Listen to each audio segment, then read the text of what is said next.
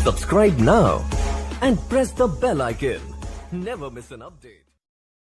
नमस्कार साथियों, स्वागत करता हूं सबके इस यूट्यूब चैनल पर जिसका नाम है स्टडी विद पीएन लोधा। मित्रों, रीट शिक्षक भर्ती हेतु हिंदी का मॉडल पेपर नंबर 7 आज आपके लिए लेकर आया हूं, जो दोनों ही लेवल के लिए काफ़ी उपयोगी साबित होने वाला है। तो बढ़िया शानदार 30 क्वेश्चन आपको यहां पर देखने को मिलेंगे साथियों, जिसमें आपको ग्रामर और जो शिक्षण विधियाँ हैं उससे संबंधित 30 प्रश्न है ये साथियों। और देखिए, इसके पहले मैंने संस्कृत का मॉडल पेपर नंबर 5 भी अपलोड किया है, तो उसको आप ज़रूर देखिएगा। और साथ में मैं बता दूं कि आज से जो मॉडल पेपर मैं अपलोड आपके लिए कर रहा हूं, इनकी पीडीएफ रोजाना मैं अपने टेलीग्राम चैनल पर डाल दूंगा। टेलीग्राम चैनल का नाम है स्टडी विद पीएन लोधा। तो साथियों, वहां से आप निःशुल्क पीडीएफ डाउनलोड कर सकते हो।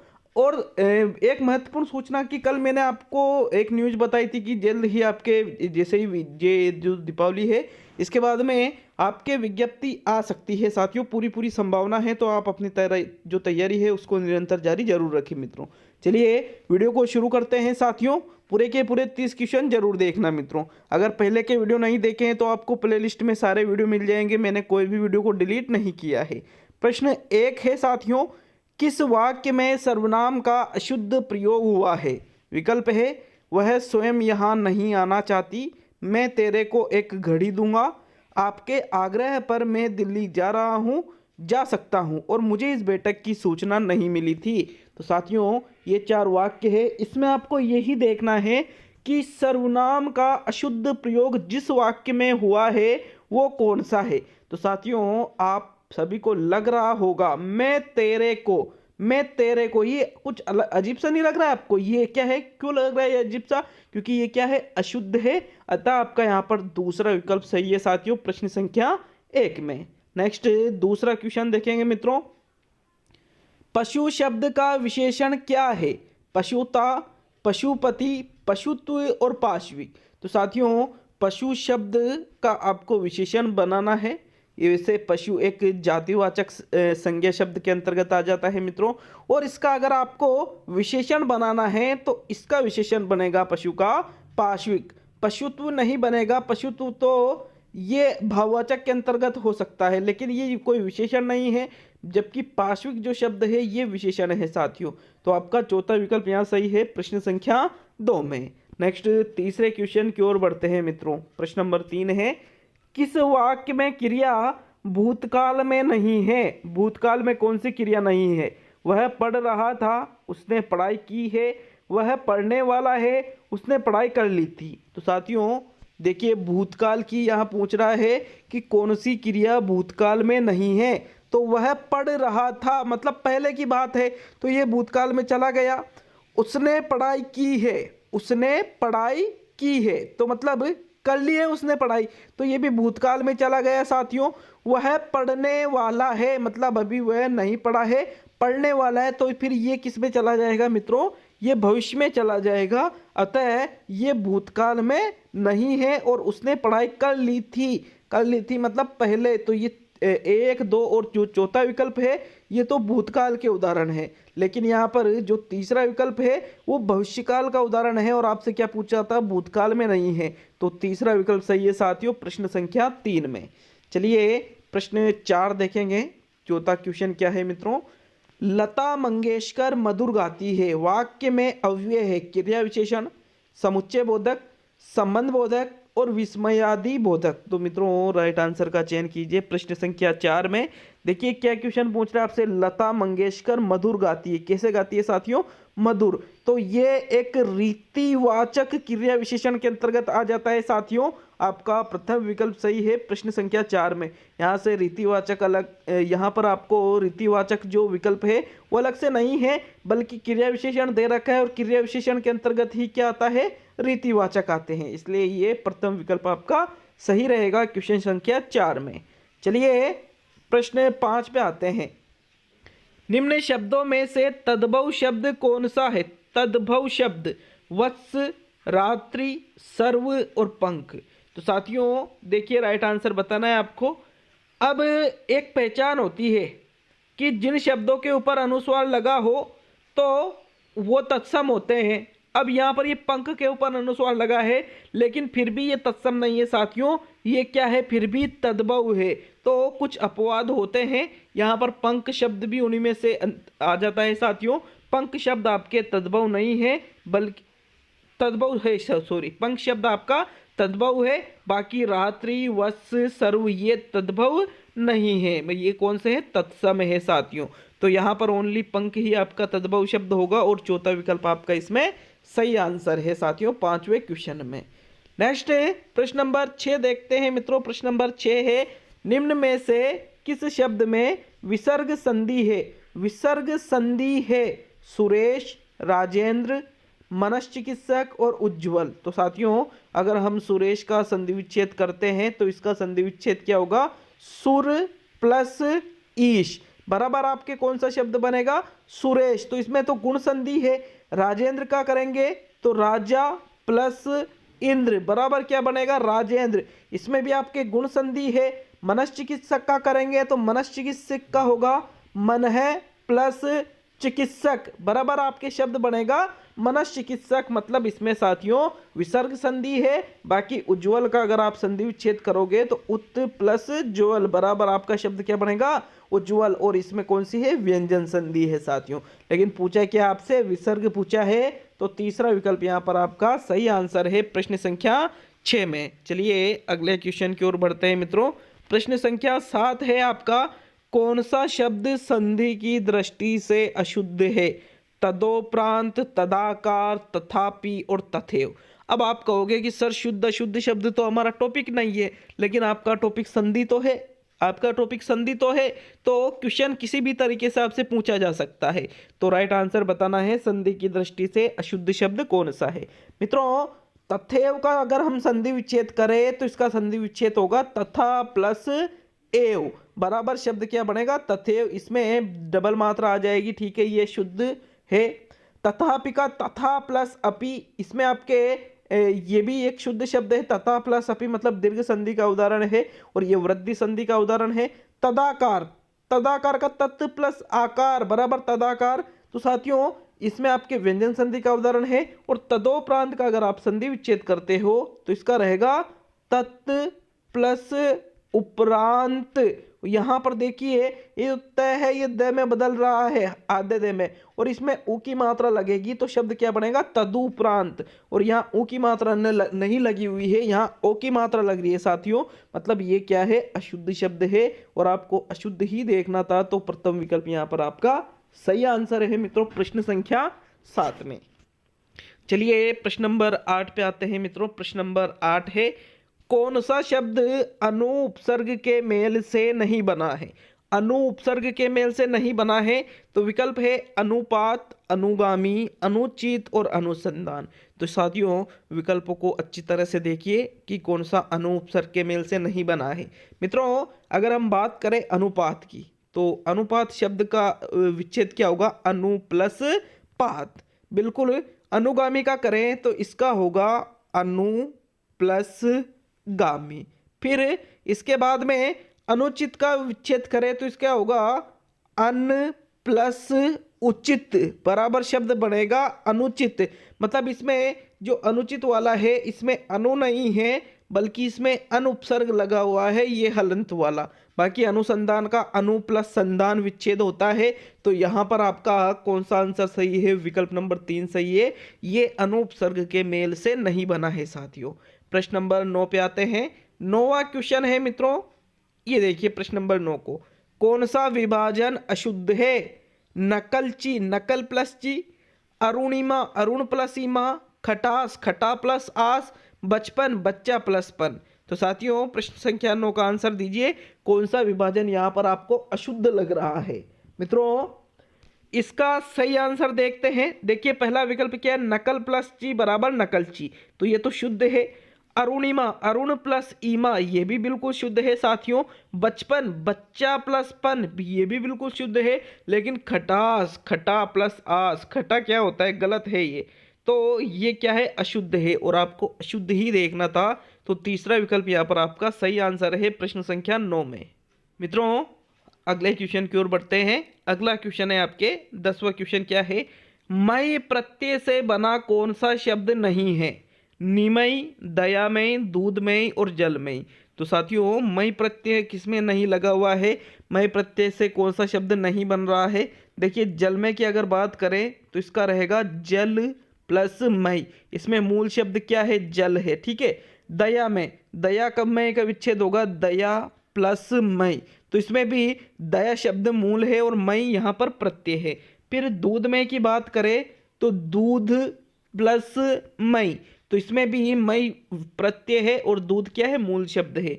बात करें निमय की तो साथियों निमय का निर्माण हुआ है नी प्लस मई, तो यहाँ पर मई प्रत्यय नहीं है बल्कि यहाँ पर मई क्या है? मूल शब्द है और नी यहाँ पर है साथियों उपसर्ग। क्या है? उपसर्ग है यहाँ पर नी। इसलिए ये जो निमय वाला उदाहरण है ये मई इसमें प्रत्यय नहीं है बल्कि मई क्या है? मूल शब्द है और नी उपसर्ग लगा हुआ है। अतः यहाँ पर इसका प्रथम विकल्प सही है साथियों प्रश्न संख्या 10 में। चलिए प्रश्न 11 पे आते हैं। अव्ययीभाव समास का एक उदाहरण है चिड़ी मार, सज्जन, परोक्ष और लेन देन। तो मित्रों अव्ययीभाव समास का उदाहरण बताइए।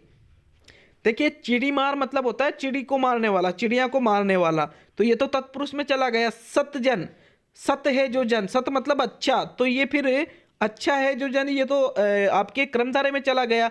लेन देन ये तो द्वंद्व में है। और जो परोक्ष है साथियों, परोक्ष का मतलब होता है आंखों से परे, आंखों से परे है जो, उसको कहा जाता है परोक्ष। तो साथियों इसमें पर अव्यय लगा हुआ है पर, इसलिए यहाँ पर ये अव्ययीभाव समास का उदाहरण है। प्रथम यहाँ पर प्रश्न नंबर 11 में तीसरा विकल्प सही है साथियों प्रश्न 11 में। चलिए अगला क्वेश्चन देखेंगे। किसी भी प्रश्न पर डाउट हो तो आप कमेंट बॉक्स में कमेंट करके जा सकते हो। प्रश्न 12 है पथभ्रष्ट में कौन सा समास है? द्वंद्व, क्रमधारे, तत्पुरुष और अव्ययीभाव। तो पथभ्रष्ट, पथभ्रष्ट, पथ का मतलब क्या होता है? रास्ता। तो पथ से भ्रष्ट हो गया मतलब पथ से जो अलग हो गया, अपने पथ से भटक गया मतलब वो। तो इसमें कौन सा समास है? द्वंद्व तो होगा नहीं, कर्मधारय विशेषता बताई नहीं जा रही है, अव्ययीभाव होगा नहीं, कौन सा रहेगा? तत्पुरुष रहेगा साथियों। क्यों? पथ से अलग होना, कर्ता ने कर्म को करण से संप्रदान के लिए अपादान से अलग, तो अपादान तत्पुरुष समास का यह उदाहरण है। अलग होने के अर्थ में, अगर अलग नहीं होता तो करण तत्पुरुष में चला जाता। हालांकि अलग से विकल्प नहीं है लेकिन नॉलेज होना जरूरी है साथियों। अपादान तत्पुरुष का ये उदाहरण है। प्रश्न संख्या 12 में तीसरा विकल्प सही है। चलिए प्रश्न 13 पे आते हैं। निम्न में से वैशाख नंदन का पर्यायवाची है? गर्दभ, कौवा, गणेश और सुग्रीव। तो साथियों वैशाख नंदन कहा जाता है गर्दभ मतलब गधा को। तो प्रथम विकल्प यहाँ पर आपका सही है साथियों प्रश्न संख्या 13 में। नेक्स्ट 14वां क्वेश्चन देखेंगे मित्रों। प्रश्न 14 है निम्न में से विलोम शब्दों की दृष्टि से अशुद्ध विकल्प चुनिए। मूक का वाचाल, योगी का भोगी, राग का द्वेष। ये द्वेष में थोड़ा मिसटाइप है साथियों, इस प्रकार से ये लिखा जाता तो ये ज़्यादा बेटर रहता। वादी का संवादी। तो साथियों ये थोड़ा मिसटाइप है, मैंने आपको बोल दिया है। तो बताइए राइट आंसर कौन सा अशुद्ध विकल्प है विलोम की दृष्टि से? तो साथियों अगर देखें प्रथम विकल्प को तो मूक का वाचाल ही होता है, योगी का भोगी होता है। अगर भोगी की जगह अगर एक शब्द आ जाता साथियों जोगी, क्या आ जाता? योगी का जोगी नहीं होता है साथियों, क्या होता है? भोगी होता है। तो मतलब ये भी सही है। अगर जोगी आ जाता तो फिर ये गलत हो जाता, फिर लेकिन यहाँ पर ये तो शुद्ध है। राग का द्वेषी होता है लेकिन वादी का संवादी नहीं होता है। वादी और संवादी तो दोनों एक ही चीज हो जाती है, इसलिए आपका यहाँ पर चौथा विकल्प सही है प्रश्न संख्या 13 में। चलिए प्रश्न 14 की ओर बढ़ते हैं मित्रों। व्याकरण का ज्ञान रखने वाला क्या कहलाता है? व्याकरण, व्याख्याता, पंडित और विद्वान। तो साथियों व्याकरण का ज्ञान रखने वाला उसको कहते हैं व्याकरण। क्या कहते हैं मित्रों? व्याकरण। प्रथम विकल्प यहाँ पर आपका सही आंसर है 14वें क्वेश्चन में। नेक्स्ट प्रश्न 15 पे आते हैं।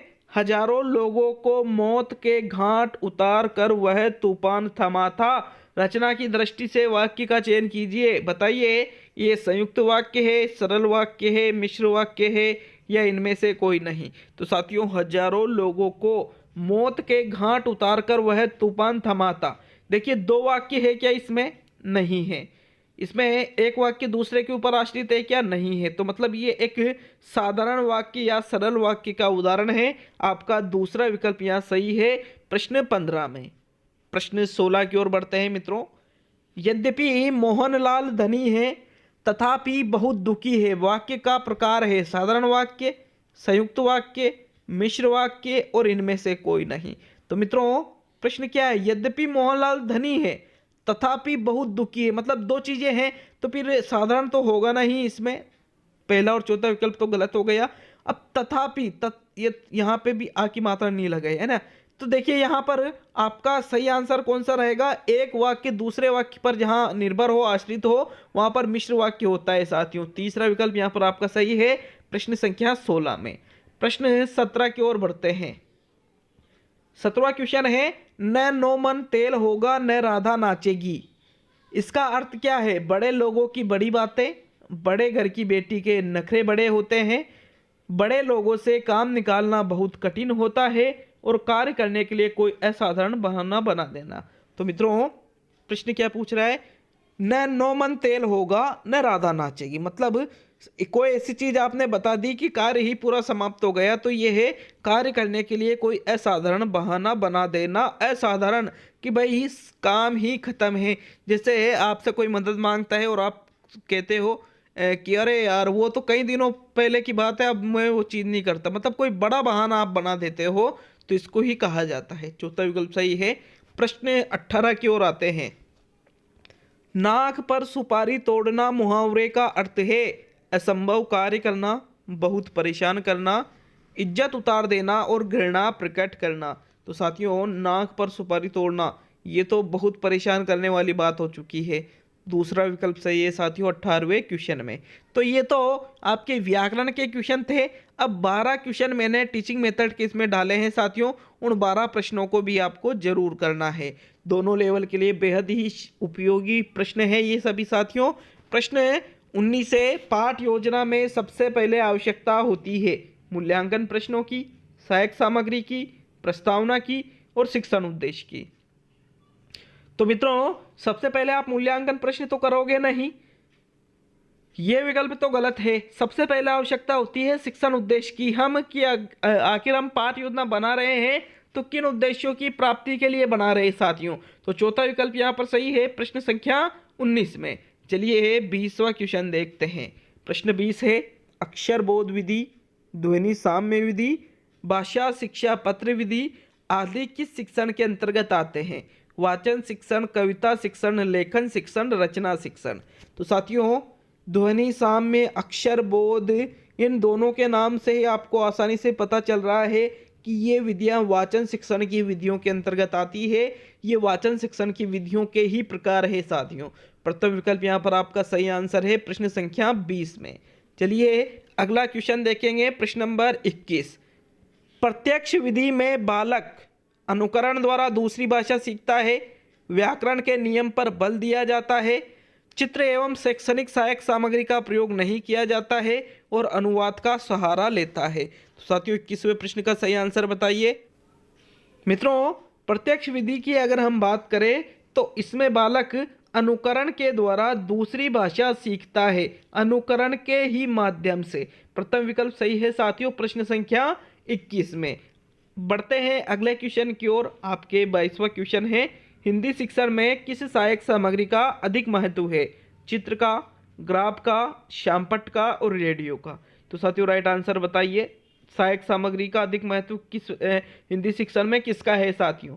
22वां क्वेश्चन का राइट आंसर है दिए गए विकल्पों के अनुसार हिंदी शिक्षण में सहायक सामग्री के अंतर्गत श्यामपट्ट का सर्वाधिक महत्व होता है, क्योंकि श्यामपट्ट अध्यापक का सच्चा मित्र भी कहलाता है साथियों। इसलिए तीसरा विकल्प यहाँ पर सही है। श्यामपट्ट सबसे ज़्यादा प्रयोग में लाई जाने वाली सहायक सामग्री होती है साथियों। तो तीसरा विकल्प ही सही रहेगा 22वें क्वेश्चन में। प्रश्न 23 की ओर आते हैं। प्रश्न 23वां है मित्रों, निम्नांकित में से पाठ योजना का अंग नहीं है? सामान्य उद्देश्य, विशिष्ट उद्देश्य, सहायक सामग्री और जांच करना। तो साथियों प्रश्न 23 का सही आंसर बताइए, कौन सा पाठ योजना का अंग नहीं है? मित्रों सामान्य उद्देश्य इसमें रखे जाते हैं, विशिष्ट उद्देश्य इसमें रखे जाते हैं, सहायक सामग्री इसमें रखी जाती है, लेकिन जांच कार्य करना ये पाठ योजना के अंतर्गत नहीं रखा जाता है साथियों। इसलिए आपका यहाँ पर कौन सा विकल्प सही रहेगा? चौथा विकल्प इसका सही आंसर है प्रश्न 23 में। बढ़ते हैं अगले क्वेश्चन की ओर। आपके 24वां क्वेश्चन है साथियों, हर्बर्ट की पंचपदीय प्रणाली में परिगमित पद नहीं है। प्रस्तावना, प्रस्तुतिकरण, उद्देश्य और मूल्यांकन। तो साथियों हर्बर्ट की जो पंचपदी प्रणाली है इसमें कौन सा परिगमित पद नहीं है? इसका सही आंसर है इसमें मूल्यांकन को भी सम्मिलित नहीं किया जाता है। प्रस्तावना, उद्देश्य, प्रस्तुतिकरण ये चीजें तो हैं, लेकिन मूल्यांकन इसके अंतर्गत नहीं रखा जाता है और यही आपका सही आंसर है 24वें क्वेश्चन में।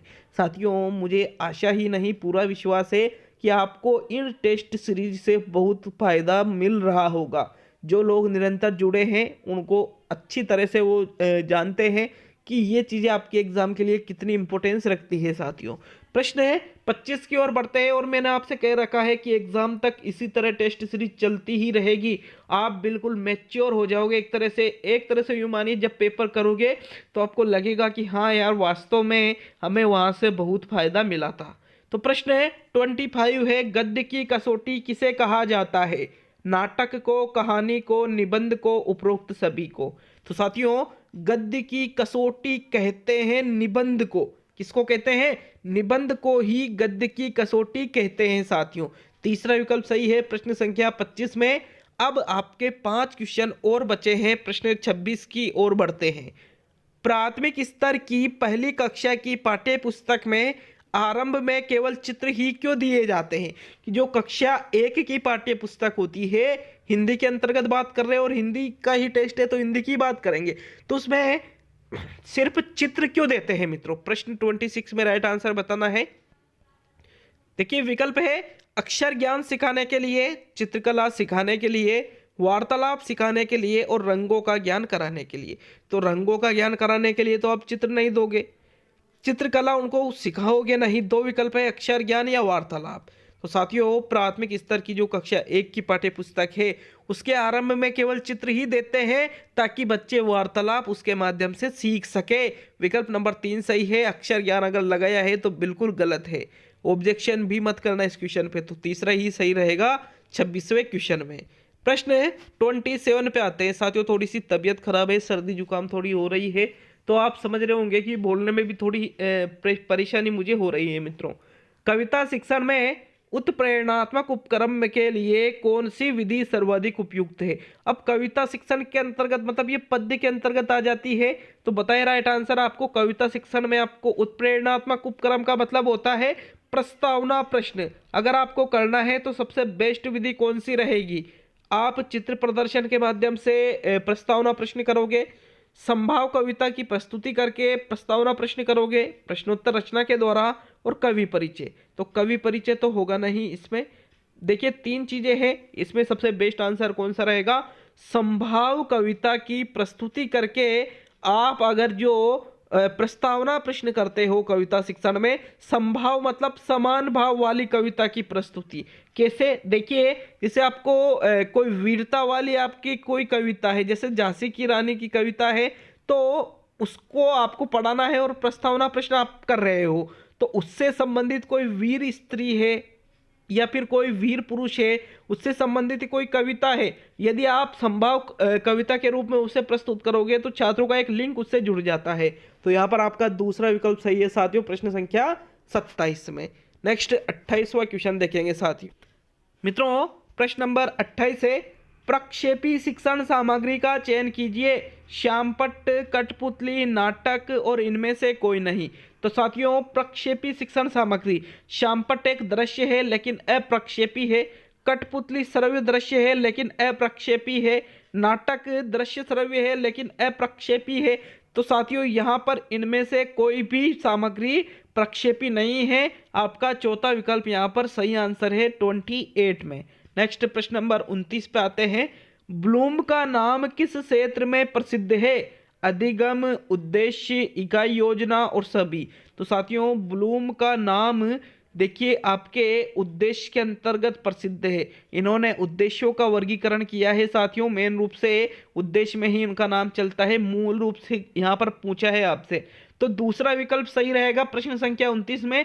और आज का अंतिम और 30वां क्वेश्चन देखेंगे, लेकिन वीडियो अच्छा लगता है तो लाइक शेयर करना नहीं भूले साथियों, क्योंकि आप चैनल को सब्सक्राइब भी करते हो तो मुझे बहुत लगता है, अच्छा फील होता है साथियों। मुझे मेहनत करने में और दुगने जोश के साथ मेहनत करने में मेरे अंदर एक ऊर्जा का संचार होता है मित्रों। प्रश्न 30 देखते हैं। व्याकरण शिक्षण का उद्देश्य है सद्वृत्तियों का विकास करना, रचना शिक्षण को बढ़ावा देना, भाषा में शुद्धता व नियमबद्धता लाना और अभिनय कला का विकास करना। तो साथियों सद्वृत्तियों का विकास करना, ये तो व्याकरण के, आप इसके लिए तो व्याकरण नहीं पढ़ाते हो। रचना शिक्षण को बढ़ावा देना तो रचना शिक्षण का उद्देश्य है।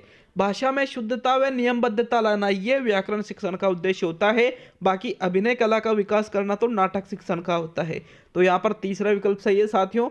बहुत बहुत धन्यवाद वीडियो को पूरा देखने के लिए। मिलते हैं बहुत ही जल्द अगले वीडियो में, वापस आपसे जरूर मुलाकात होगी। बहुत बहुत धन्यवाद। PDF आपको टेलीग्राम चैनल से मिल जाएगी साथियों, आप निश्चिंत रहे इस चीज़ के लिए।